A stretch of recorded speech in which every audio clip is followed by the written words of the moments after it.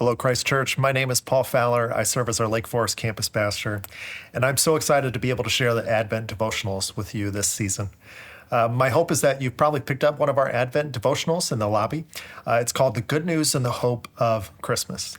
And the reason why I wrote this devotional is because I think it's so important for us to look at the much bigger picture of everything that is happening in the story. There's a lot more than just a census and a donkey ride to Bethlehem and a birth and shepherds. There's so much that goes into this story that for everything that happens really pivots around Jesus' birth, that there is good news and hope during this season. So my hope is that every day you'll read part of the devotional. Maybe you do it yourself. You can watch this devotional as well. That's going to be following along with the passage for the day. Maybe sit down at the dinner table, read it together, talk through what it is. Because our hope is that each of you would see the good news, the hope of Christmas, through every single day this Advent season. So today, our passage we find ourselves is Luke chapter 1, verse 18 through 22. If you've been following along, you've been introduced to these characters, Zechariah and Elizabeth.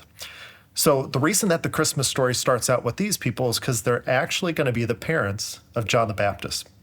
Over the weekend, if you've been reading along in the story in Luke chapter 1, what you see is Zechariah was a priest who was serving in the temple at the time. And so he encounters this angel named Gabriel.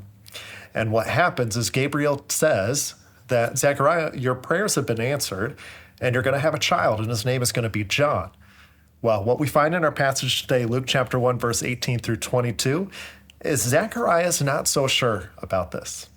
What's interesting is if you've read through that passage is the question that he says to the angels Gabriel is, how can I be sure of this? You see, Zechariah in some sense is looking for proof that this angelic being is actually telling the truth.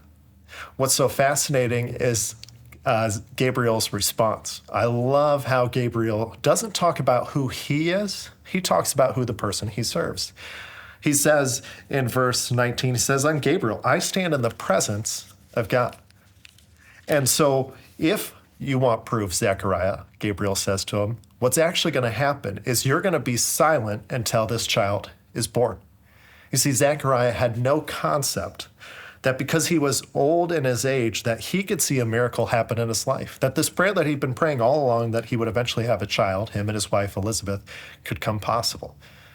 That's the beautiful story about the good news and hope of Christmas, is that there is a possibility in all things because of God and who he is and what he's done for us. In fact, the biggest part of this whole story, beyond Zechariah and Elizabeth, is the story that God can do the impossible for you. And that comes down to acknowledging who Jesus is and what he can do in your life during this season and what he's done for you to understand and give you salvation.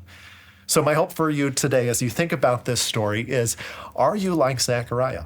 Are you at a place in your life where you have given up on the impossible, that somehow God cannot work a miracle in your own life? So take some time, process through the story, and pray and ask that God would do the impossible.